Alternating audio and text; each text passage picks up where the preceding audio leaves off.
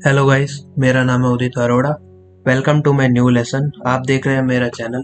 Guys, जैसा कि मैंने आपको हमारे लास्ट क्लास के अंदर को बताया था एनिमेशन के बारे में और डिफरेंट टाइप्स ऑफ एनिमेशन के बारे में। So guys, welcome to my new lesson. आज की क्लास के मैं यहाँ पर आपको टॉपिक्स दिखाता हूँ कि आज की क्लास में आपको क्या सीखने को मिलेगा। ठीक है गाइस। तो गाइस देखिए, आज की क्लास में जो है बेसिकली आपको प्रिंसिपल्स ऑफ एनिमेशन के बारे में सीखने को मिलेगा। गाइस, जब भी हम एनिमेशन करते हैं सबसे पहले मैंने आपको यह तो बता दिया कि एनिमेशन होता क्या है, कितने तरीके का एनिमेशन होता है। बट चाहे आप किसी भी तरीके का एनिमेशन करें, भले ही आप 2D 3D traditional motion graphics या स्टॉप मोशन एनिमेशन करें, तो जब एनिमेशन करने का बात आता है, मेन जब हम डिजिटली करते हैं, किसी भी सॉफ्टवेयर में करते हैं या फिर जब हम पेपर पे करते हैं, तो हमेशा एनिमेशन के प्रिंसिपल्स को जो है ध्यान रखा जाता है।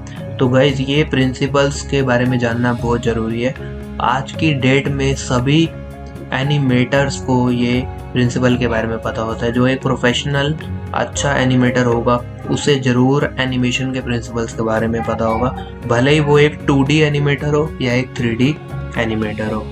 ओके गाइज, तो गाइज अब देखिए, अब मैं यहाँ पर अब शुरू कर रहा हूँ एनिमेशन के प्रिंसिपल्स के बारे में। अगेन ये एक प्रैक्टिकल नहीं थ्योरेटिकल क्लास होगा जिसके अंदर मैं आपको सभी एनिमेशन के प्रिंसिपल्स के बारे में समझाऊंगा और उसके साथ में उन सभी प्रिंसिपल्स के जो है गाइज आपको मैं कुछ यहाँ पर एग्जांपल्स भी जो है दिखाऊंगा। चलिए हम शुरू करते हैं। यहाँ पर देखिए, अब यहाँ पर मैं आपका जो है न्यू स्लाइड के ऊपर आ जाता हूँ। देखिए, एनिमेशन के जो प्रिंसिपल्स होते हैं, 12 प्रिंसिपल्स होता है एनिमेशन का। तो पहले मैं यहाँ पर जो 12 प्रिंसिपल्स के नाम आपको बताता हूँ, उसके बाद मैं 1 बाय 1 सभी प्रिंसिपल को जो है आपको जो है गाइस यहाँ पर एक्सप्लेन करूँगा।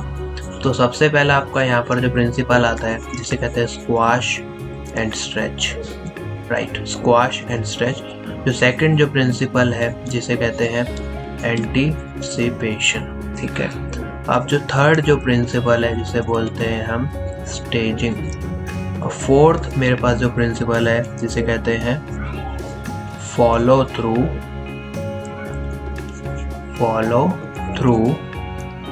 And overlapping action. ये पूरा एक ही नाम है गाइस प्रिंसिपल का, follow through and overlapping action. अब इसके बाद जो फिफ्थ जो प्रिंसिपल है जिसे कहते हैं स्ट्रेट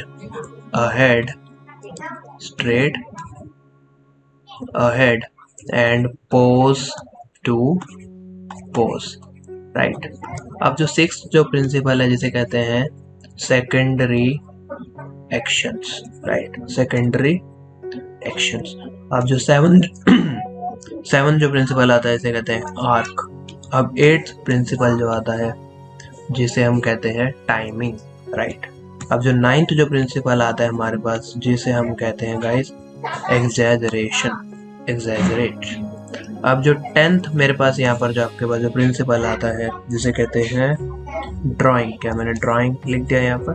ड्राइंग, या फिर इसको जो है सॉलिड ड्राइंग भी आप बोल सकते हैं, राइट गाइस। तो अभी देखिए, यहाँ पर मैंने आपको जो 1 2 3 4 5 6 7 8 9 10 ये 10 प्रिंसिपल्स बता दिया। अब इसके बाद जो मेरे पास यहाँ पर जो 11th जो प्रिंसिपल आता है जिसे कहते हैं slow in and slow out, right. अब जो 12th जो प्रिंसिपल आता है जिसे कहते हैं अपील, राइट गाइस। तो गाइस बेसिकली ना ये आपके यहाँ पर 12 प्रिंसिपल्स ऑफ एनिमेशन है। Squash and stretch, anticipation, third staging, fourth follow through and overlapping action, fifth straight ahead and pose to pose, sixth secondary actions, seventh arc, 8th timing, 9th exaggeration, 10th drawing, 11th slow in and slow out, 12th is appeal, right। तो guys अब मैं शुरू करता हूँ यहाँ पर आपका जो है पहले प्रिंसिपल के साथ जिसे हम बोलते हैं स्क्वाश एंड स्ट्रेच, राइट। तो अभी हम यहाँ पर जो है ये लेयर 48 है, इसको यहाँ पर हम लिख देते हैं प्रिंसिपल्स लिस्ट, राइट। तो अब मैं यहाँ पर आपके पास जो है आपको पहला प्रिंसिपल बता रहा हूँ जिसको मैंने यहाँ पर आपको अभी बताया जिसे कहते हैं squash and stretch, right guys. तो गाइस जो स्क्वाश एंड स्ट्रेच प्रिंसिपल है वो बेसिकली क्या करता है, वो डिफाइन करता है आपके जो ऑब्जेक्ट है, ऑब्जेक्ट का जो है वेट क्या है, ठीक है, उसका मास क्या है, ऑब्जेक्ट का वेट मास एंड मोमेंटम को, राइट। उसका वेट, मास एंड मोमेंटम मतलब क्या है, देखिए अगर आपका जो ऑब्जेक्ट है वो सॉफ्टर होगा, सॉफ्टर द ऑब्जेक्ट, राइट। अगर ऑब्जेक्ट मेरा सॉफ्टर होगा तो स्क्वाश एंड स्ट्रेच जो है वो मेरा उसके अंदर जो है यहाँ पर गाइस वो ज़्यादा होगा, मोर स्क्वाश एंड स्ट्रेच, राइट। उसी तरीके से अगर मेरा जो ऑब्जेक्ट है वो स्टिफर होगा, स्टिफर द ऑब्जेक्ट, अगर मेरा ऑब्जेक्ट जो है स्टिफर होगा तो वहां पर आपका जो है लेस, या फिर कई केस में आता ही नहीं है स्क्वाश एंड स्ट्रेच, लेस और no squash and stretch, right. तो देखिए सॉफ्टर का मतलब है, जैसे लेट सपोज अगर आपका जो ऑब्जेक्ट है वो एक वाटर बैलून है, या फिर वो जो है एक जो है लाइक सॉफ्ट, जैसे इमोजी वाला हमारा बॉल होता है, इमोजी बॉल है, राइट। उसी तरीके से स्टिफर के अंदर है मेरा ऑब्जेक्ट जो है स्टोन है, या फिर मेरा जो ऑब्जेक्ट जो है वो मेटल बॉल है, राइट। तो ये डिपेंड करता है हमारे ऑब्जेक्ट के ऊपर भी कि उसके अंदर स्क्वाश एंड स्ट्रेच हो गए। तो गाइस ये जो प्रिंसिपल्स है ना, ये प्रिंसिपल जब भी एक एनिमेटर एनिमेशन करता है, भले वो मोशन ग्राफिक्स का कर रहा हो या 2D एनिमेशन कर रहा हो, तो हमेशा ये प्रिंसिपल्स को वो ध्यान में रखता है, जिससे उसका जो एनिमेशन का जो बिहेवियर है वो और नेचुरल बनता है, उसका जो एनिमेशन जो है वो बेसिकली और यूनिक लगता है, और एनिमेशन देखने में और इंटरेस्टिंग और रियलिस्टिक भी लगता है, राइट गाइज। तो देखिए अभी मैंने आपको बताया ना स्क्वाश एंड स्ट्रेच, तो अब मैं बेसिकली आपको इसका एक एग्जांपल दिखाता हूँ कि विद स्क्वाश एंड स्ट्रेच और विदाउट स्क्वाश एंड स्ट्रेच के साथ जो आपका जो ऑब्जेक्ट जो है वो कैसे दिखता है। तो देखिए अब चलिए अब हम यहाँ पर आते हैं, ठीक है। तो इसके अंदर मेरे पास ना यहाँ पर ये स्क्वाश एंड स्ट्रेच का जो एग्जांपल है, तो जैसा कि आप देख सकते हैं अब जो लेफ्ट साइड पे जो बॉल है वो बॉल आप देखने में लग रहा है it can be a metal ball, ये एक मेटल बॉल हो सकता है, राइट, क्योंकि जो आपका जो मेटल बॉल जो है वो उसके अंदर से स्क्वाश एंड स्ट्रेच नहीं आएगा। अब जो राइट साइड पे जो बॉल है वो एक सॉफ्ट ऑब्जेक्ट दिख रहा है, मतलब softer the object more squash and stretch, right, squash and stretch. तो स्ट्रेच का मतलब है जैसे आप जो ऑब्जेक्ट, जैसे आप देखेंगे यहाँ पर अभी वो चल रहा है तो बीच में ये स्ट्रेच हो रहा है, और जैसे वो नीचे आता है तो वो ऑब्जेक्ट जो है वो दब रहा है, ये है आपका स्क्वाश एंड स्ट्रेच। तो भाई जरूरी नहीं है ये स्क्वाश एंड स्ट्रेच जो है वो हमेशा मेरे पास यहाँ पर जो है वो बॉल के अंदर ही हो, ऐसा जरूरी नहीं है। ये आपका जो अगर आप कैरेक्टर का एनिमेशन कर रहे हैं, कुछ फेशियल एक्सप्रेशंस दे रहे हैं, तो उसका जो फेस पे ये कैरेक्टर के एक्सप्रेशंस पे भी हो सकता है, राइट। अगर मान लीजिए एक एग्जांपल मैं आपको देता हूँ, एक कैरेक्टर जो है वो उदास बैठा है, तो उस केस में जो उसका जो फेस का जो हाइट जो है वो एनिमेशन के अंदर एक उसका हाइट को ना कम रखेंगे, ठीक है। उसी तरीके से अगर वो उसने कोई ऐसा लाइक उसको साउंड सुना, या ऐसा उसने कोई एक फिगर देखा हमारे सीन के अंदर ऐसा कुछ है, तो उस केस में अचानक से वो जो कैरेक्टर है वो क्या होगा, शॉक्ड हो जाएगा। तो जैसे वो शॉक्ड होगा तो बेसिकली उसका जो फेस जो है ना वो स्ट्रेच हो रहा है, तो शॉकिंग एक्सप्रेशन के अंदर उसका जो फेस है वो क्या हो रहा है, स्ट्रेच हो रहा है, राइट। और उसी तरीके से जब वो सैड एक्सप्रेशन है, जब वो दुखी है, लाइक बहुत परेशान बैठा है, तो उस केस में जो उसका जो फेस के ऊपर जो है स्क्वाश जो है अप्लाई हो गया, राइट गाइस। तो ये आपका फर्स्ट प्रिंसिपल था स्क्वाश एंड स्ट्रेच, जो डिफाइन करता है अगर ऑब्जेक्ट सॉफ्टर होगा तो ज्यादा स्क्वाश एंड स्ट्रेच होता है, अगर स्टिफर होगा तो स्क्वाश एंड स्ट्रेच कम होता है या नहीं होता है, जो आपके ऑब्जेक्ट के वेट, मास, उसके मोमेंटम को जो है वो डिफाइन करता है, राइट। तो चलिए अब हमने पहले आपको प्रिंसिपल बताया स्क्वाश एंड स्ट्रेच, अब सेकंड आ जाते हैं एंटीसिपेशन के ऊपर, ठीक है। अब सेकंड हम यहाँ पर पढ़ते हैं आपका एंटीसिपेशन। तो चलिए अब आ जाते हैं अगेन एक लेयर के ऊपर, इसके अंदर अब आपको बताते हैं एंटीसिपेशन। अब देखिए एंटीसिपेशन का मतलब क्या है, एंटीसिपेशन का मतलब है कोई भी एक्शन को करने से पहले जो है प्रिपेयर करना, ठीक है। Preparing themselves to before any action, मतलब कोई भी एक्शन करने से पहले जो है खुद को प्रिपेयर करना, या फिर आप जो है ऑडियंस की जो आई को जो है डायरेक्ट कर रहे हो कि सीन के अंदर एक्चुअल में जो है क्या होने वाला है, वो आपका एंटीसिपेशन, ठीक है। तो जो भी आप यहाँ पर जो आप प्लानिंग कर रहे हो ना, प्लानिंग का मतलब है जो भी प्रायर एक्शंस है, ठीक है। प्रायर एक्शंस हैं, जो प्रिपरेशंस हैं बिफोर एनी एक्शन, कोई भी काम जो है करने से पहले, तो वो है एंटीसिपेट करना, राइट। एंटीसिपेट करने का मतलब है जैसा मान लीजिए एक जो जैसे बॉलर है, अगर वो बॉल को थ्रो करता है तो जो उसका जो आर्म है ना वो पहले बॉडी से वो पीछे की तरफ जाता है, तो फिर वो आगे की तरफ आर्म आता है, फिर वो बॉल को थ्रो करता है। तो यहाँ पर जो मेरा जो आर्म है वो बॉडी से जो पीछे की तरफ जा रहा है उसको बोलते हैं एंटीसिपेट करना, राइट। तो एंटीसिपेट क्या है, आप कोई भी एक्शन को करने से पहले जो आप एक छोटा सा जो आप वहाँ प्लानिंग कर रहे हो, जो प्रायर जो एक्शन जो आप कर रहे हो, ठीक है, तो वो है आपका एंटीसिपेशन। तो मैं आपको यहाँ ये एग्जांपल दिखाता हूँ अब एंटीसिपेशन का। तो देखिए अब यहाँ पर आप आएंगे एग्जांपल के ऊपर, राइट। तो अभी हम यहाँ पर आए आपका ये एंटीसिपेशन। तो अभी आप देख सकते हैं इसके अंदर अब जैसे मेरा ये जो फ्रॉग कार्टून है, तो वो बेसिकली लाइक अपने घर के अंदर या एक छोटे से होल के अंदर जो है जैसे वो जंप मार रहा है। तो आप देख रहे हैं उसका जो हैंड्स है ना, पहले वो फ्रेम के अंदर जो है लेफ्ट साइड जो है ऐसे पीछे जाता है, फिर वो आगे की तरफ जो कूद रहे हैं, वो जो हाथ जो उसके जो पीछे जा रहे हैं ना, तो उसे बोलते हैं एंटीसिपेशन, राइट। तो एंटीसिपेशन जो है आपके ऑडियंस को जो है प्रिपेयर करता है, preparing your audience for further action, कि सीन के अंदर जो है आपका जो कैरेक्टर्स का जो है क्या एक्शन होने वाला है, राइट।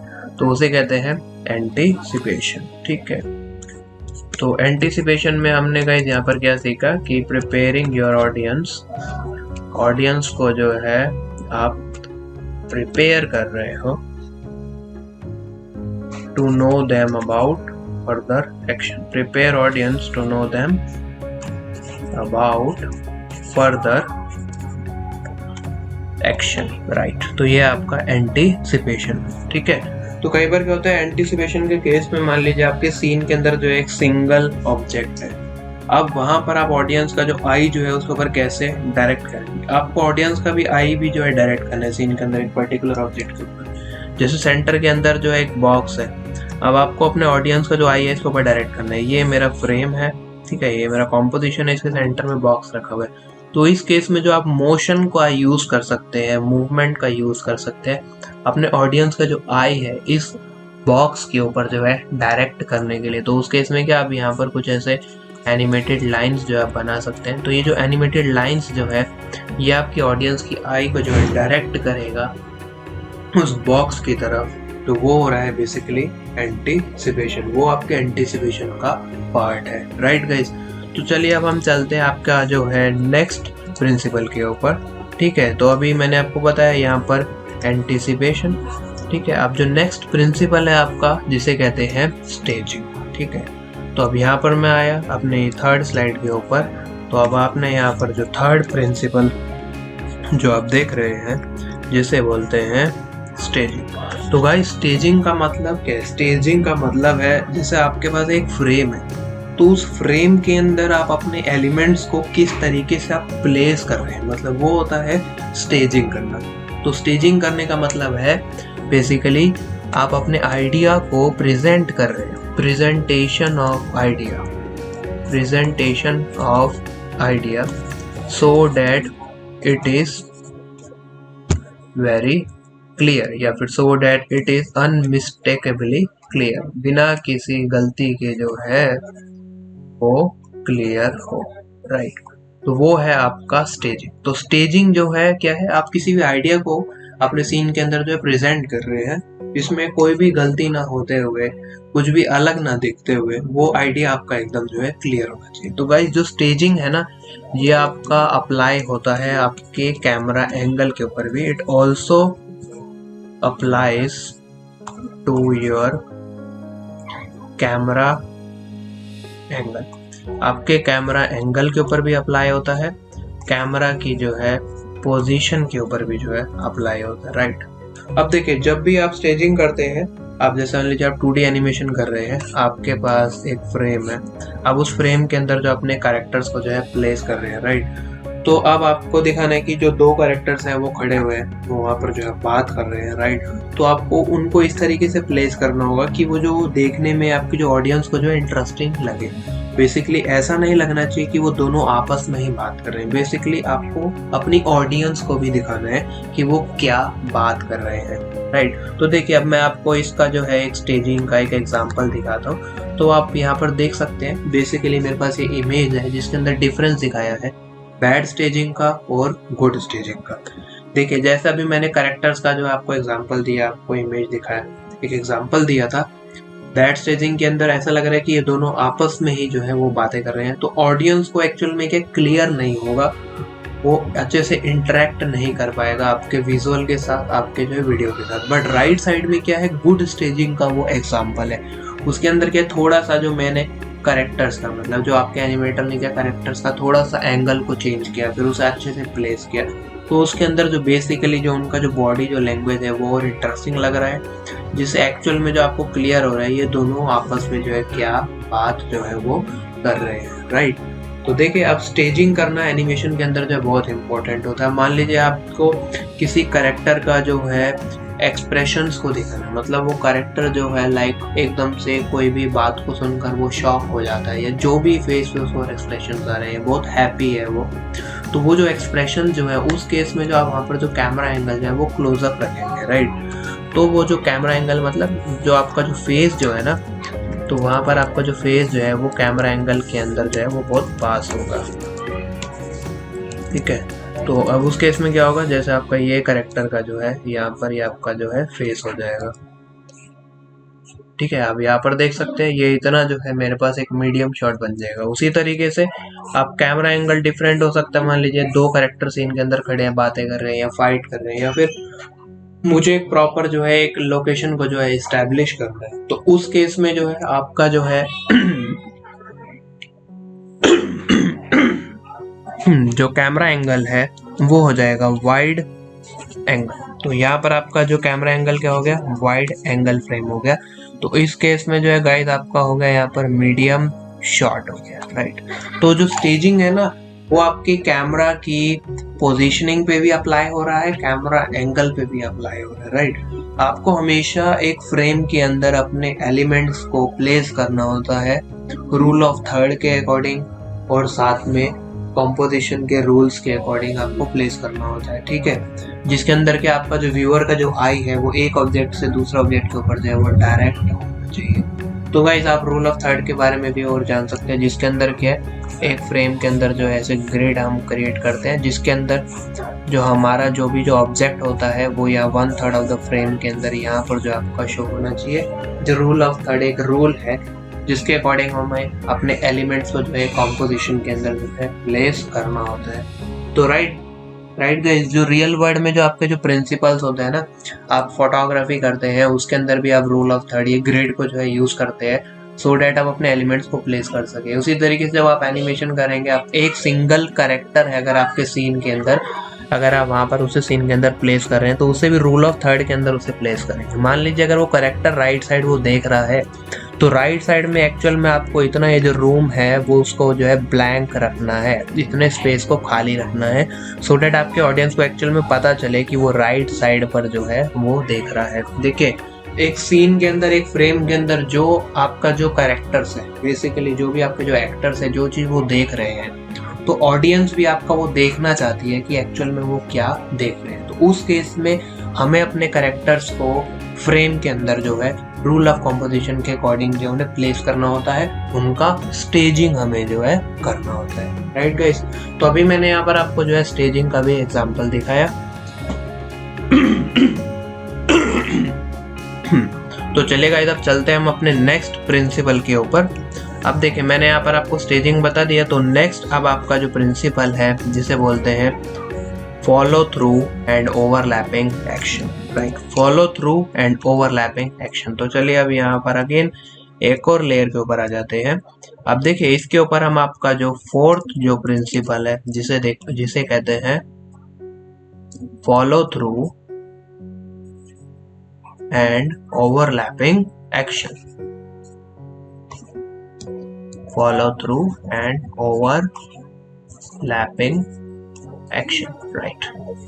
तो देखिए follow through and overlapping action का मतलब क्या है, राइट। अब देखिए ओवरलैपिंग एक्शन का मतलब क्या होता है, अगर आपका एक कैरेक्टर का बॉडी वो मूव हो रहा है तो उसकी जो मूवमेंट, बॉडी की जो मूवमेंट होगी और उसके जो हेड और आर्म्स की जो मूवमेंट होगी दोनों डिफरेंट रेट पर होगी। ठीक है, दोनों डिफरेंट स्पीड के साथ होगी। तो वो जो डिफरेंट स्पीड के साथ, टाइमिंग के साथ जो मूवमेंट हो रही है आर्म्स के, हेड के, बॉडी के साथ में, उसे बोलते हैं ओवरलैपिंग एक्शन, राइट। और फॉलो थ्रू का मतलब है आपका जो बॉडी के साथ जो भी पार्ट्स जो आपका अटैच्ड है। अब जैसे मान लीजिए एक कैरेक्टर जो है भाग रहा है, आप उसके जो बाल जो है ना, जब वो रुकेगा, भागते भागते जब वो रुकेगा, जब उसका जो बॉडी जो है धीरे धीरे लाइक वैसे शांत हो जाएगा, रिलैक्स मोड में आएगा, तो बाल भी जो है उसके कुछ फ्रेम्स के बाद जो है वहां पर उसके जो बाल हैं वो रुके, राइट। तो बॉडी के साथ जो भी आपके जो पार्ट्स जो अटैच हैं, जो उसे फॉलो कर रहे हैं, तो बॉडी जब रुक जाती है, कैरेक्टर बॉडी जब वो स्टेबल हो जाती है, तो वो कुछ सेकंड्स के बाद जो है वो स्टिल होते हैं, उसे बोला जाता है फॉलो थ्रू, राइट गाइस। तो ओवरलैपिंग एक्शन का मतलब क्या है, लाइक अगर आप, मैंने आपको यहाँ एग्जांपल दिया, जैसे आपका कैरेक्टर का जो है बॉडी है, ठीक है, character body parts should move at a different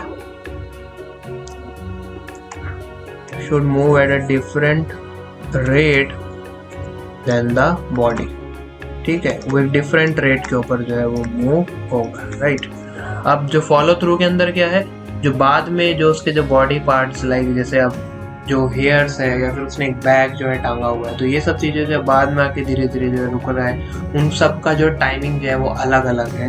तो वो सारी जो चीजें हैं आपकी किसके अंदर आ जाती है, फॉलो थ्रू के अंदर। तो गाइस देखिए एक सिंपल सा लॉजिक आता है। मान लीजिए एक कैरेक्टर जो है चल रहा है, उसने कैप पहना हुआ है, अब कैप के ऊपर ना एक फेदर लगा हुआ है, राइट, एक बेसिकली एक पंख लगा हुआ है।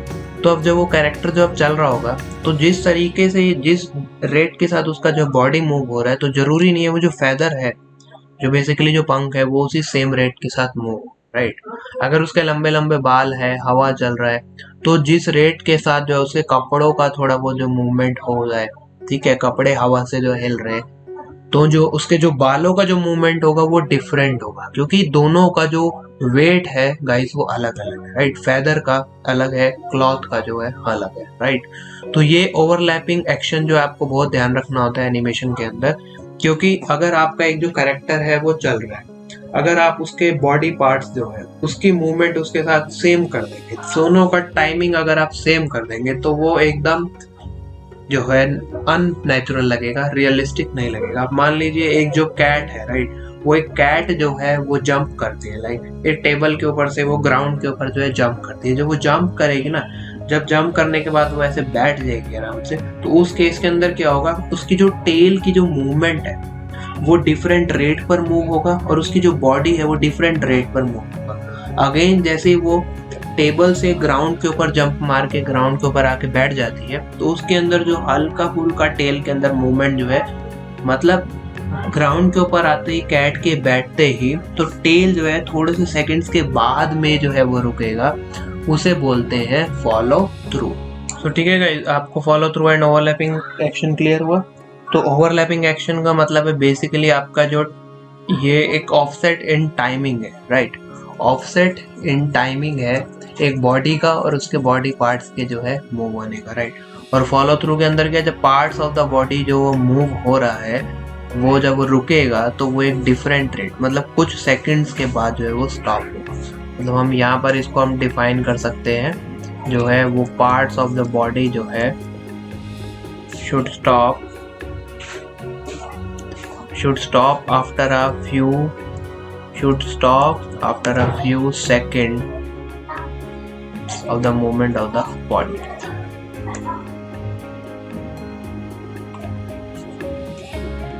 ठीक है, अब इसे बोलते हैं फॉलो थ्रू। तो गाइस अभी मैं यहाँ पर आपको एक एग्जांपल दिखाता हूँ follow through and overlapping action का। तो देखिए अभी हम यहाँ पर आते हैं, मेरे पास यहाँ एक बहुत अच्छा एग्जांपल है follow through and overlapping action का।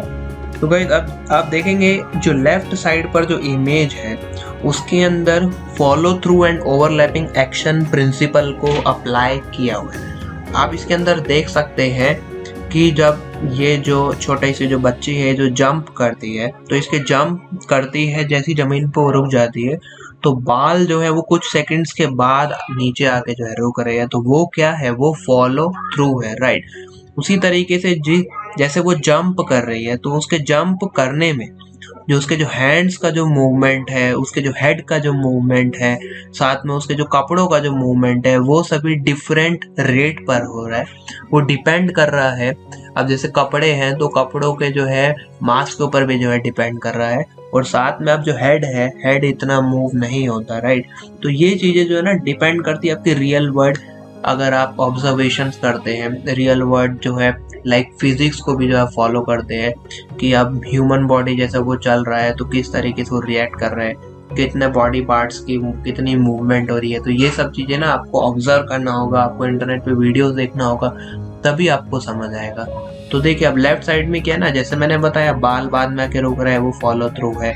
हैंड और हेड, आर्म्स और हेड का जो टाइमिंग है उनमें ऑफसेट है, मतलब थोड़ा सा चेंज है, डिफरेंट है, राइट। तो वो है आपका ओवरलैपिंग एक्शन। अब ये राइट साइड पे दिखाया हुआ है विदाउट, उसके अंदर क्या है, ऐसा दिख रहा है कि सबको जो है सेम टाइमिंग के साथ मूव कर दिया है, तो जिसमें आपका जो ऑब्जेक्ट है, मतलब बेसिकली ये जो कैरेक्टर है वो नेचुरल नहीं लगेगा, इसका एनिमेशन जो है एकदम रियलिस्टिक नहीं लगने वाला। तो राइट गाइस, ये हो गया आपका यहाँ पर follow through and overlapping action.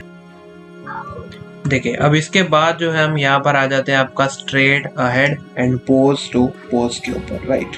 अब फिफ्थ प्रिंसिपल जो अभी हम पढ़ने वाले हैं जिसे कहते हैं straight ahead and pose to pose. Now let's take a look. अब आप देखिए ये जो आपका जो फिफ्थ जो प्रिंसिपल है जिसे बोला जाता है straight ahead and pose to pose, right. अब straight ahead and pose to pose का मतलब क्या है, देखिए गाइस जब भी एनिमेशन करते हैं ना, जैसे आप मान लीजिए अगर आप एक कैरेक्टर का जो एनिमेशन कर रहे हैं, जैसे मैंने आपको बताया आपके पास जो है ये टाइमलाइन है, राइट। अभी टाइमलाइन के ऊपर जो है यहाँ पर अभी ये मैंने टाइमलाइन लिया है बेसिकली 1 सेकंड का, जिसके अंदर ये आपका 0 है, ये आपका 24 है, राइट। तो अब इस केस में अगर आप कैरेक्टर को जो एनिमेट करने वाले हैं उसके ऊपर आप कीज लगाने वाले हैं। देखिए पोज टू पोज का मतलब क्या होता है, मैं अभी आपको यहाँ पर दिखाता हूँ। इसके अंदर क्या है, जब आपने एक कैरेक्टर को अपने जो है यहाँ पर जो है प्लेस किया, राइट, तो अब जो पहला जो पोज जो है ना वो आप यहाँ पर आप बनाओगे, ठीक है। ये जिसे अब ये पहला पोज जो है आपने यहाँ पर क्रिएट किया, फिर जो दूसरा पोज जो है आपने यहाँ पर जो है क्रिएट किया अपने कैरेक्टर का, फिर तीसरा पोज जो है आपने यहाँ पर क्रिएट किया। ये पोज टू पोज हो गया, मतलब पहला पोज आपने 0 पे बनाया, दूसरा 24 पे बनाया, तीसरा आपने 12 के ऊपर बनाया, राइट। ठीक है गाइस, अब इसके बाद जो है ना यहाँ पर जो है बीच में ये इन बिटवीन पोजेस जो है यहाँ पर ऐड किया जाता है। फिर आप बाद में जो है अपना ये जो इन बिटवीन पोज जो है ये इस जगह पर आप ऐड कर लोगे, जिसे बोलेंगे ये 6 हो गया और ये मेरा जो है 18 हो गया।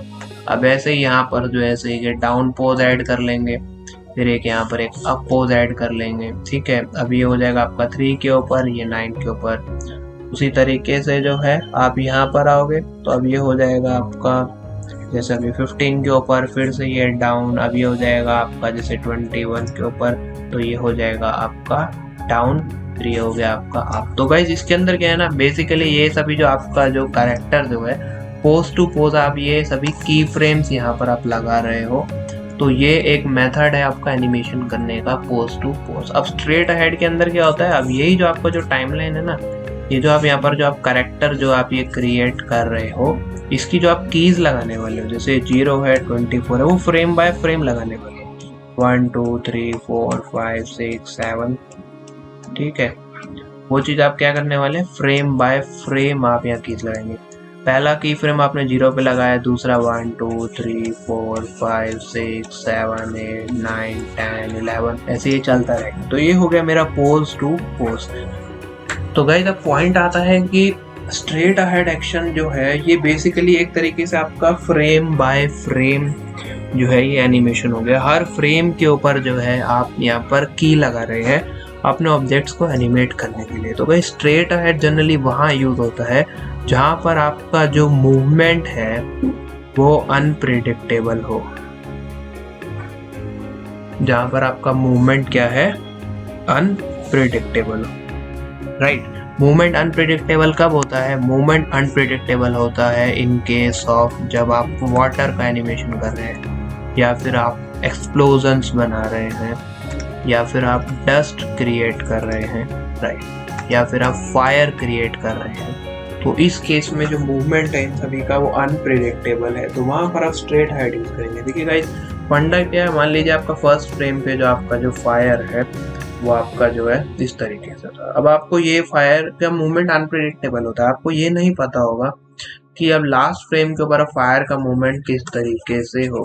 तो उस केस में क्या है ना, आपको क्या करना पड़ेगा, यही जो फायर है ना, इसे फ्रेम बाय फ्रेम जो है आप यहाँ पर ड्रॉ करो, फ्रेम बाय फ्रेम। हर एक फ्रेम के ऊपर जब फायर को आप ड्रॉ करोगे, जब आप प्ले करोगे, तो ये जो फायर का जो मूवमेंट है आपको मिल जाएगा। सेम जो है पानी का, लाइक पानी जो है ऊपर से नीचे गिर रहा है, राइट। जैसे मान लीजिए यहाँ पर एक ऐसे ग्लास रखा हुआ है, ठीक है, तो हम यहाँ इसको अंडू करते हैं कि यहाँ मेरे पास जो है एक ग्लास है, ठीक है। अब ये पानी ना यहाँ से ऐसा आया, इसके अंदर गिर रहा है, अब यहाँ ग्लास भरा हुआ है, ऐसे बूंदे निकल के यहाँ गिर रही है, यहाँ पर ऐसे फैल रही है। तो अब ये सब जो मूवमेंट है ये अनप्रिडिक्टेबल है, तो इस केस में आपको ये स्ट्रेट अहेड मेथड को, मतलब फ्रेम बाय फ्रेम जो है आपको उसकी शेप्स को क्रिएट करके उसका एनिमेशन जो है करना होगा। पोज टू पोज यूज होगा आपके करेक्टर्स के केसेस पे। जब आप करेक्टर को जो आप एनिमेट कर रहे हो तो वहां पर आप क्या यूज करेंगे, पोज टू पोज। तो राइट गाइस, तो ये आपका प्रिंसिपल हुआ फिफ्थ प्रिंसिपल एनिमेशन का, जिसे बोलते हैं straight ahead and pose to pose. Pose to pose का मतलब है 24, मान लो 1 सेकंड का मेरा टाइम लाइन है, जिसके अंदर पहला फ्रेम आप 0 पे लगाते हो, फिर 24 पे लगाते हो, फिर फ्रेम उठा के बीच में लगाते हो, फिर उसके बाद बीच में फ्रेम कैलकुलेट करते हो। तो गाइस होता पता है क्या, जैसे आपने इसके अंदर 1 2 3 4 5 6 7 8 9, सिर्फ आपने 9 की फ्रेम लगाया, ठीक है, सिर्फ सॉफ्टवेयर के अंदर 9 पोजेस बनाया, बट टोटल यहाँ तो फ्रेम्स जो है वो 24 है, मतलब मैंने 9 फ्रेम पर की फ्रेम्स लगाया, टोटल 24। एनिमेशन स्मूथ कैसे बनेगा, इसके जो बीच का जो है ना इन बिटवीन फ्रेम्स जो होता है, जो मेरा इन बिटवीन फ्रेम्स होता है वो ना सॉफ्टवेयर कैलकुलेट करता है इन बिटवीन फ्रेम्स, वो आपको नहीं करना। जैसे एक ऑब्जेक्ट आपने यहाँ पर रखा, फिर उसी ऑब्जेक्ट को जो आपको लेफ्ट टू राइट मूव करना है, आप सॉफ्टवेयर में क्या करोगे, सिर्फ 2 पोजेस बनाओगे। एक पोज यहाँ बना दोगे, जैसे बॉल है, एक पोज यहाँ पर बना दोगे। अब ये बॉल यहाँ से यहाँ चल के कैसे जाएगा, तो ये मेरा जो इन बिटवीन फ्रेम्स जो है ना वो सॉफ्टवेयर कैलकुलेट करेगा, राइट। तो ये जो मेथड है वो है पोज टू पोज। अब इसी बॉल को जो है अगर मैं फ्रेम बाय फ्रेम ड्रॉ करूंगा, मतलब कि पहला फ्रेम भी मैं डिसाइड कर रहा हूँ, दूसरा भी मैं डिसाइड कर रहा हूँ, तीसरा भी मैं डिसाइड कर रहा हूँ, चौथा, पांचवा, छठा एंड सो ऑन। तो ये हुआ स्ट्रेट अहेड, मतलब हर फ्रेम के ऊपर जो है मैं यहाँ पर के आपका जो की फ्रेम जो है वो आपका लगा रहा हूँ, राइट गाइस। तो ये हो गया आपका स्ट्रेट अहेड, ठीक है। तो आई होप गाइस आपको जो है यहाँ पर ये क्लियर हो गया होगा कि straight ahead and pose to pose. Straight ahead आप वहां पर यूज करेंगे जहां पर आपका जो मूवमेंट है वो अनप्रिडिक्टेबल है, जैसे वाटर है, एक्सप्लोजन्स है, डस्ट है, फायर है। इनका मूवमेंट हमें नहीं पता कि फर्स्ट फ्रेम पर कैसा होगा, लास्ट फ्रेम पर कैसा होगा, अनप्रिडिक्टेबल होता है, ठीक है। तो उस केस में जो है आप यूज करेंगे स्ट्रेट अहेड। अगर आपको कैरेक्टर्स को एनिमेट करना है तो आप यूज करेंगे यहाँ पर पोज टू पोज। तो गाइस ये आपका यहाँ पर हो गया फिफ्थ प्रिंसिपल ऑफ एनिमेशन, जिसे कहते हैं straight ahead and pose to pose. तो चलिए अब उसके बाद आ जाते हैं हम सेकेंडरी एक्शन के ऊपर, ठीक है। अब सिक्स्थ प्रिंसिपल ऑफ एनिमेशन है, जिसे हम बोलते हैं क्या, सेकेंडरी एक्शन, ठीक है।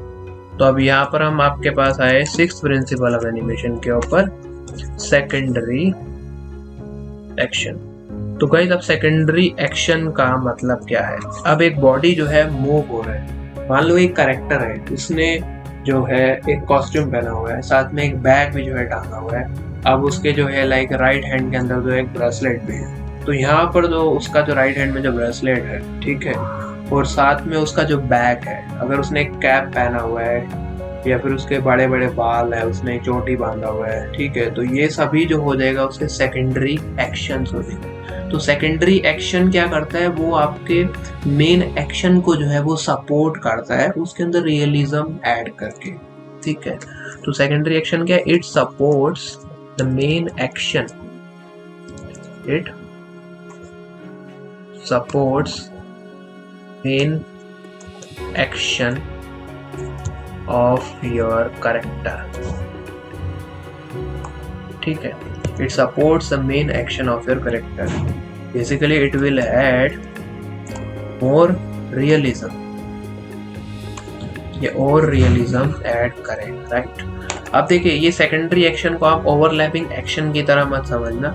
ओवरलैपिंग एक्शन का मतलब क्या था, ये जो अलग अलग जो पार्ट्स है, लाइक ब्रेसलेट जो मूव होगा, जो बैग जो मूव होगा, उसका जो टाइमिंग है, उसका जो रेट है वो अलग होगा बॉडी से। बट ये जो सेकेंडरी एक्शन जो सपोर्ट कर रहे हैं, ये बेसिकली ये जो बैग है, ब्रेसलेट है, इन सभी को बोला जा रहा है सेकेंडरी एक्शन।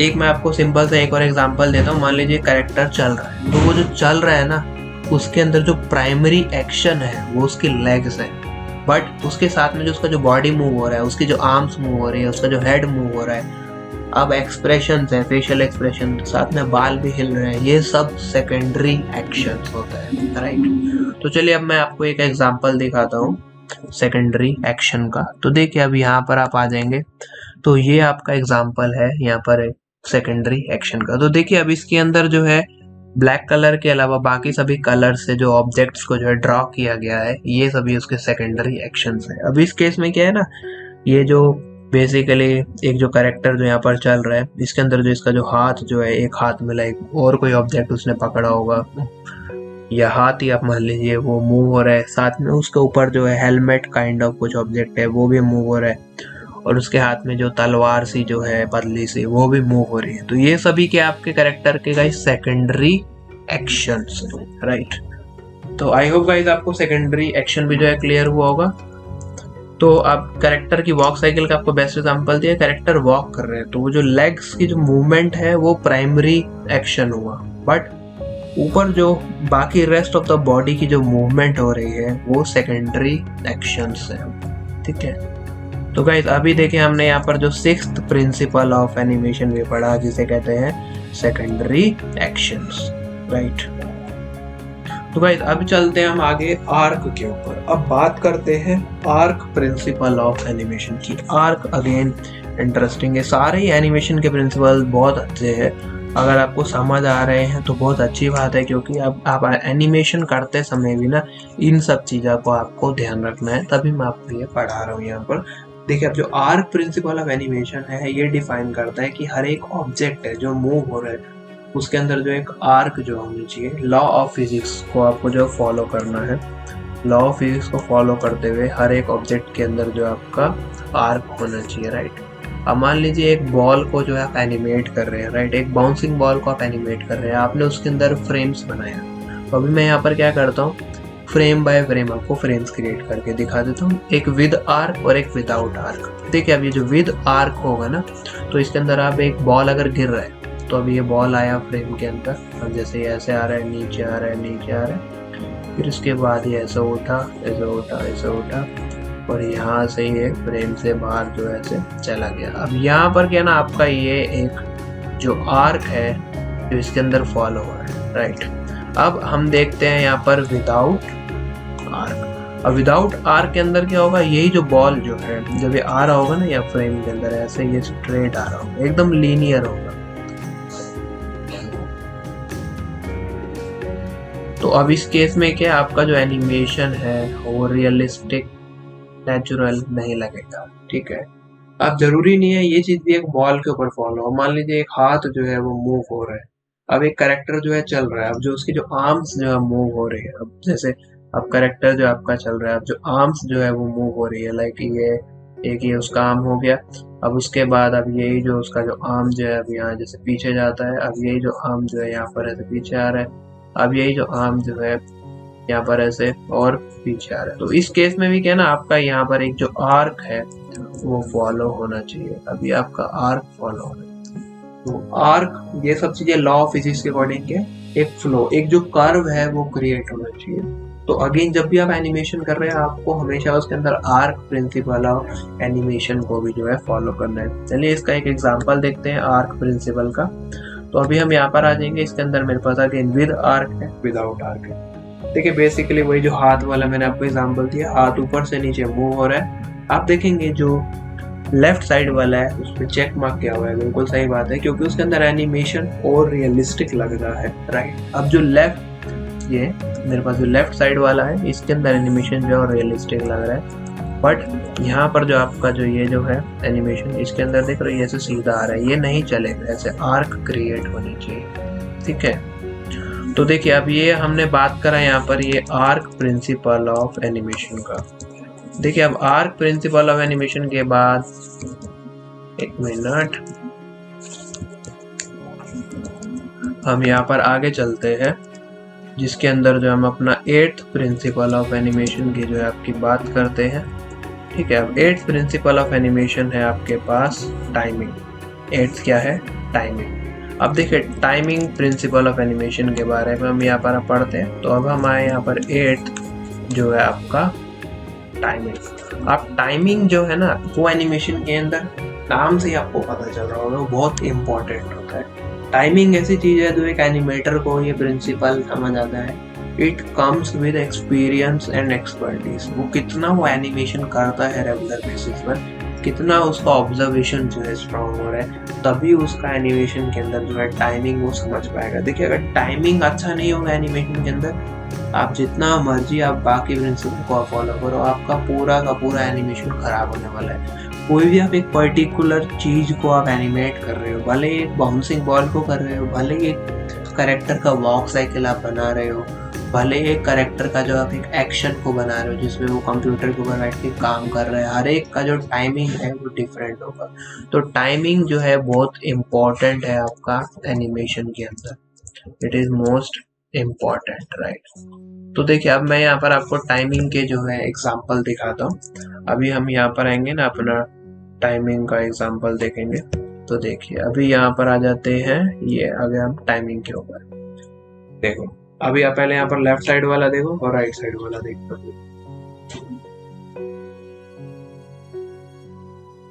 देखिए लेफ्ट साइड के अंदर जो है ना एनिमेशन में वो जो बॉल को जो है एक टाइम दिया गया है, जिसके अंदर अब वो बॉल नीचे गिर रहा है, 3-4 बार जो है वो बाउंस हो रहा है, फिर वो आके रुक जाता है। अब जो राइट साइड में उसके अंदर जो बाउंसेस है वो कम दिया गया और वो अचानक से वो नीचे आ गया, एकदम से आ गया वो नीचे, ठीक है। अब ये चीजें डिपेंड करता है आपके ऑब्जेक्ट के जो है वेट के ऊपर ही, और साथ में और ऑब्जेक्ट का जो है लाइक जैसे बताया ना वो स्क्वाश एंड स्ट्रेच वाला जो फंडा है उसके ऊपर भी डिपेंड करता है कि ऑब्जेक्ट सॉफ्टर है और वो स्टिफर है, राइट। तो टाइमिंग अगेन आपका एनिमेशन के अंदर जो है बहुत जरूरी होता है। तो चलिए गाइस अब हम चलते हैं आपका नेक्स्ट प्रिंसिपल के ऊपर। अब जो नेक्स्ट जो प्रिंसिपल है गाइस वो हमारा यहाँ पर है। तो अभी देखिए मैं यहाँ पर आपका इसके ऊपर जाता हूँ, चेक कर देता हूँ इसे, जिसे कहते हैं एग्जैजरेशन। एग्जैजरेट करना, कई बार बोला जाता है एनिमेशन को और एग्जैजरेट करो। तो चलिए अब मैं आपको बताता हूँ एग्जैजरेट करने का मतलब क्या है। देखिए अब यहाँ पर हमारे पास जो आपका ये जो 9th प्रिंसिपल ऑफ एनिमेशन आया, एग्जैजरेशन, राइट। देखिए एग्जैजरेशन का मतलब क्या है, आपको अपनी जो एनिमेशन को जो है ना वो डायनामिक बनाना है। Make your animation more dynamic. आपको डायनामिक बनाना, अगर आप कुछ ज़्यादा ही उसके अंदर जो है मूवमेंट दिखाएंगे तो ये आपकी एनिमेशन को जो है बर्बाद भी कर सकता है, उसे खराब भी कर सकता है, राइट। अगर आप लॉ ऑफ फिजिक्स को फॉलो नहीं करेंगे तो ये आपकी एनिमेशन को बेकार कर सकता है। तो आपको एनिमेशन को जो है डायनामिक करना होगा, उसे और ज़्यादा जो है एग्जैजरेट करना होगा। तो चलिए अब एक एग्जांपल यहाँ पर आ जाते हैं एग्जैजरेशन के ऊपर। देखिए अब आप इसके अंदर आप देखेंगे तो अब जिस तरीके से यहाँ पर ये जो फ्रॉग जो है जो रिएक्ट कर रहा है, अचानक से उसका जो बॉडी के अंदर जो चेंजेस आ रहे हैं, तो बेसिकली यहाँ एनिमेशन जो है वो डायनामिक लग रहा है, तो जिसको बोला जा रहा है उसे और एग्जैजरेट किया हुआ है, राइट।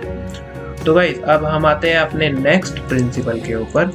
अब जो आपका यहाँ पर जो नेक्स्ट जो प्रिंसिपल है जिसे कहते हैं ड्राइंग, राइट, जिसे क्या बोलते हैं ड्राइंग, ठीक है। अब ये मेरा जो पेन टैब है कई बार थोड़ा सा अटक जाता है, अब यहाँ पर देख रहे होंगे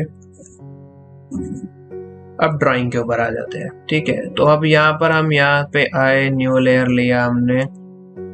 अब ये जो प्रिंसिपल है ड्राइंग या फिर जिसे कहा जाता है सॉलिड ड्राइंग्स पे, अब ड्राइंग भी अगेन कुछ प्रिंसिपल ऐसे है जो नाम से ही हमें क्लियर होते हैं। ड्राइंग सॉलिड ड्राइंग बोला जाता है। देखिए सिंपल सा इसका फंडा है, एक एनिमेटर को जो है ड्राइंग के बारे में पता होना चाहिए। You must know about drawing, मतलब जो आपका जो स्केचिंग है वो पता होना चाहिए।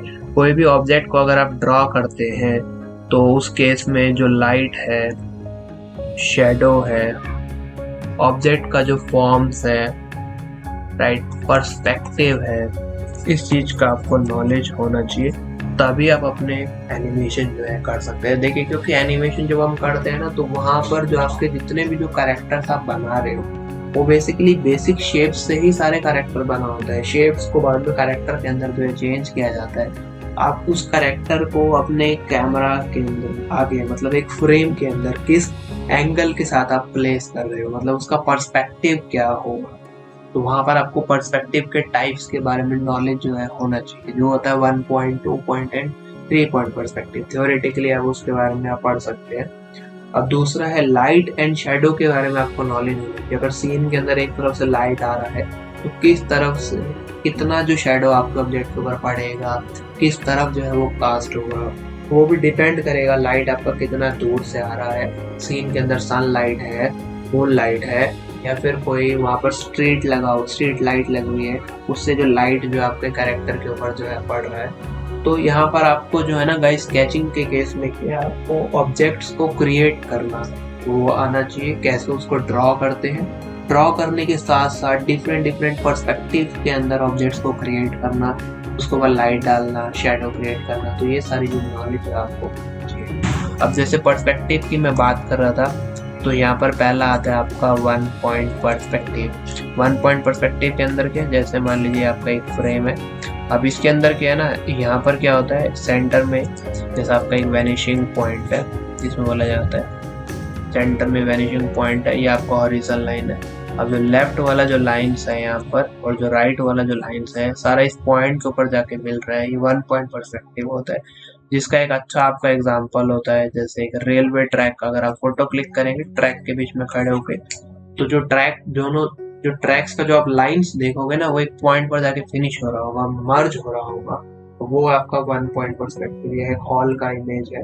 ठीक है, तो ये 1 पॉइंट है। दूसरा आपके पास आता है 2 पॉइंट पर्सपेक्टिव। 2 पॉइंट के अंदर क्या होता है, जब आपका जैसे एक आपके पास जो है फ्रेम है, उसके अंदर क्या आपका 2 वैनिशिंग पॉइंट हो जाता है। अब यहाँ पर जैसे 1 पॉइंट के अंदर एक वैनिशिंग पॉइंट था, यहाँ पर आपका 2 वैनिशिंग पॉइंट हो जाएगा। जैसे इसके ऊपर भी आपका लाइन जाएगा, इसके ऊपर भी जो आपका लाइंस जाएगा। ठीक है, इधर भी जाता रहेगा, ये इधर भी जाता रहेगा।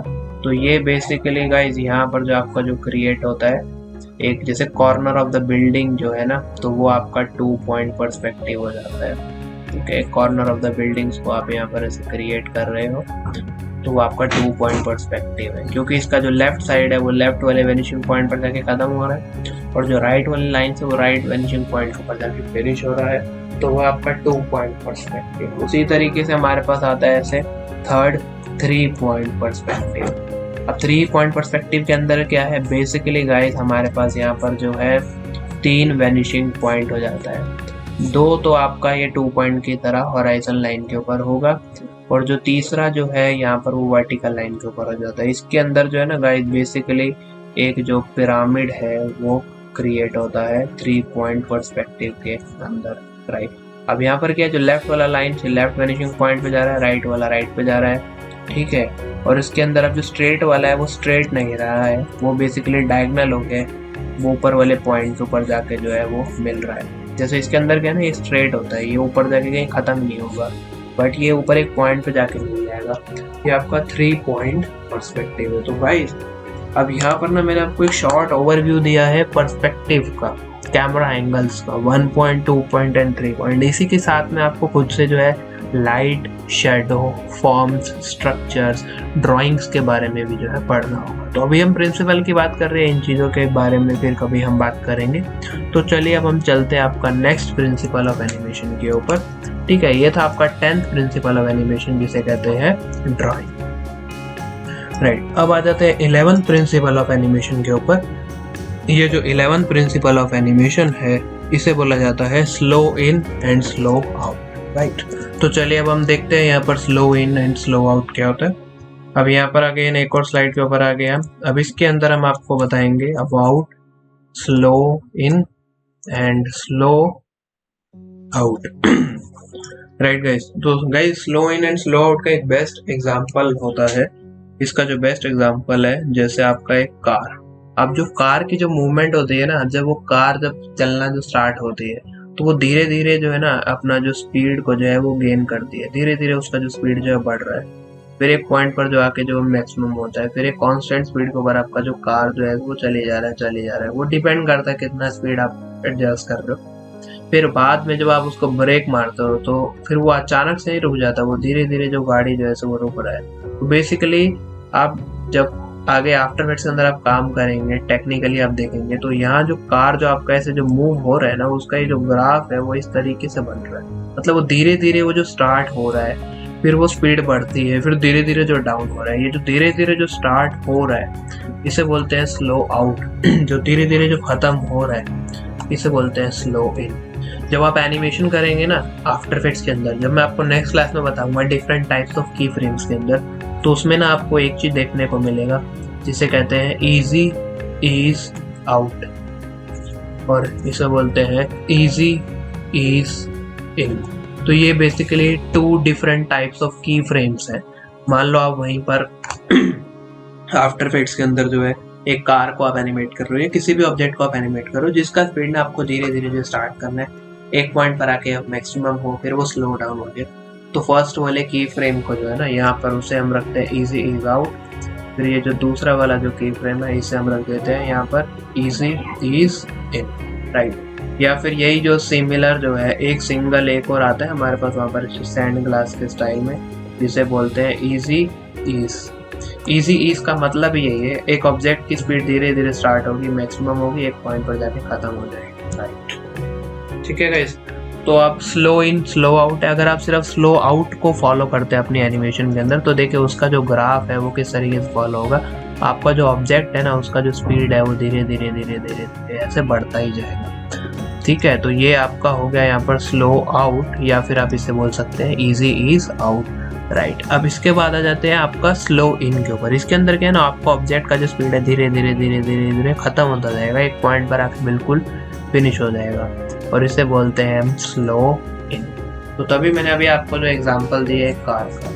राइट, तो slow in and slow out. Guys again, अब ये जो slow in and slow out है ना, ये सिर्फ कार का एनिमेशन कर रहे हैं उसके ऊपर अप्लाई नहीं होने वाला। मान लो आप एक कैरेक्टर का एनिमेशन कर रहे हो, एक जो कैरेक्टर जो है वो टेबल के ऊपर ऐसे बैठा हुआ है नॉर्मल। अब लाइक पीछे से उसको दूसरा जो कैरेक्टर जो है वो कॉल करता है। राइट, अब टेबल के ऊपर बैठा हुआ वो कुछ काम कर रहा था, राइट, या बुक पढ़ रहा था या लैपटॉप पे गेम खेल रहा था। अब जैसे ही वो ऐसे घूम के पीछे की तरफ वो देखेगा दूसरे एक्टर को जिसने उसे कॉल किया, तो अब ये जो घूमने की जो मूवमेंट होगी ना, तो उसके अंदर भी स्लो आउट एंड स्लो इन है। मतलब वो धीरे धीरे धीरे स्पीड बढ़ेगा, फिर एकदम रुकेगा।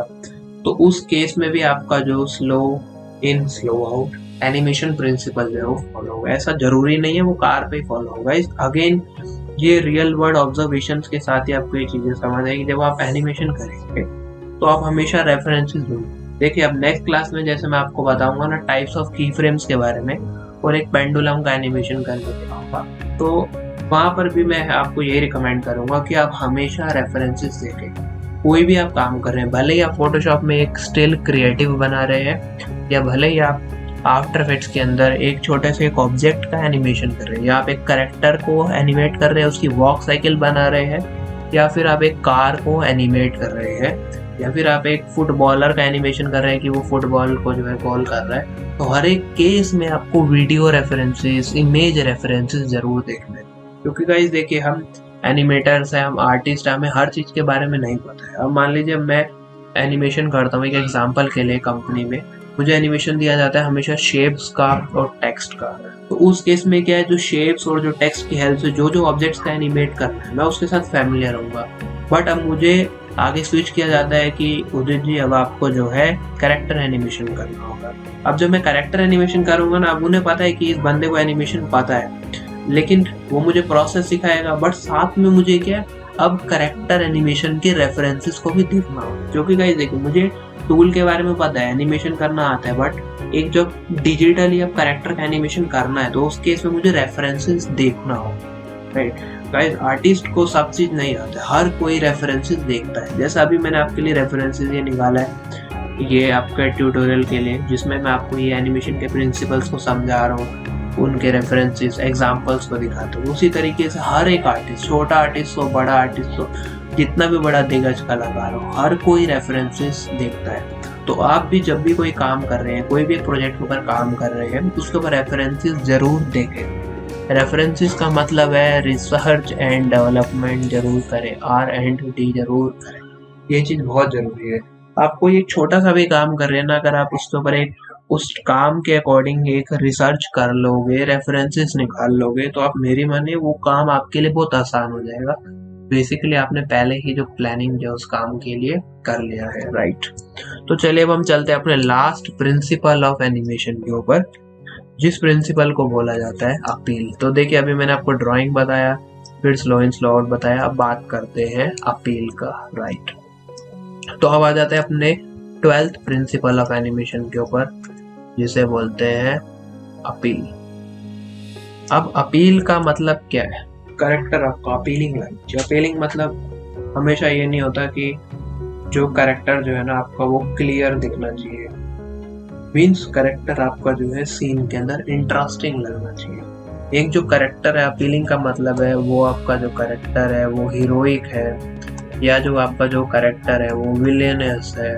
बेसिकली उस जो आपका जो कैरेक्टर है उसका जो एटीट्यूड है, उसका जो स्टाइल है, वो क्या कन्वे कर रहा है आपकी जो ऑडियंस को, वो चीज़ उसके अंदर जो है क्लियर होना चाहिए, वो अपीलिंग होना चाहिए, वो इंटरेस्टिंग जो है आपका होना चाहिए। क्योंकि देखिए जितना भी, जैसे मैंने आपको पहले बताया, आपका जो कैरेक्टर था वो शेप से ध्यान रख रहा है, तो हर एक ऑब्जेक्ट का जो है लाइक कैरेक्टर का वहाँ पर जो बॉडी जो शेप जो है, जिस तरीके से आप उसकी बॉडी का वहाँ पर आप स्टेजिंग कर रहे हो, जिस एटीट्यूड जिस स्टाइल के साथ आप उसे वो प्लेस कर रहे हो, तो वो डिफाइन करेगा आपके कैरेक्टर की अपील को, राइट। कैरेक्टर वो एक रोबोट है, ठीक है, या साथ में वो जो है लाइक एक सुपर हीरो है, या फिर वो एक विलन है, या फिर वो एक हीरो है, तो वो उसके कॉस्ट्यूम उसके गेटअप के साथ आपकी ऑडियंस को जो है वो क्लियर होना चाहिए, शुड लुक अपीलिंग, राइट। तो चलिए अब मैं आपको यहाँ एक एग्जांपल दिखा दूँ अपील का। तो अभी आप यहाँ पर देखेंगे, अभी जो मेरे पास कैरेक्टर्स है ये साथ में कुछ शेप्स दिखाए हुए हैं, राइट। तो आप देख सकते हैं अभी इन कैरेक्टर्स को जो है आप शेप्स के अकॉर्डिंग मॉडिफाई किया गया, तो पूरा जो इनका जो एटीट्यूड है, जो स्टाइल है, वो आपका डिफरेंट हो गया। तो ये जो अपील जो है आपके एनिमेशन के अंदर जो है आपके जो कैरेक्टर्स के ऊपर जो है देखना चाहिए, राइट गाइस। तो गाइस ये हो गया आपका यहाँ पर अपील प्रिंसिपल ऑफ एनिमेशन, ठीक है। तो चलिए अब हम एक क्विक रिकैप कर लेते हैं आज की क्लास का। देखिए सबसे पहले ना मैंने आपको बताया यहाँ पर जो है ये प्रिंसिपल्स ऑफ एनिमेशंस के बारे में, जिसके अंदर हम स्टार्ट हुए थे स्क्वॉश एंड स्ट्रेच, जिसमें हमने एक बॉल का एग्जांपल देखा, लाइक एक बॉल जो है गिर रहा है, अब वो बॉल है, क्रेजी बॉल है, वाटर बैलून है या स्टोन है, वो डिपेंड करता है उसके वेट के ऊपर कितना स्क्वॉश एंड स्ट्रेच होने वाला है, उसके मास के ऊपर। एंटिसिपेशन, कोई भी काम करने से पहले जो आप खुद को जो प्रिपेयर कर रहे हैं, जो प्रीवियस एक्शंस जो आप कर रहे हैं, वो आपका एंटिसिपेशन है।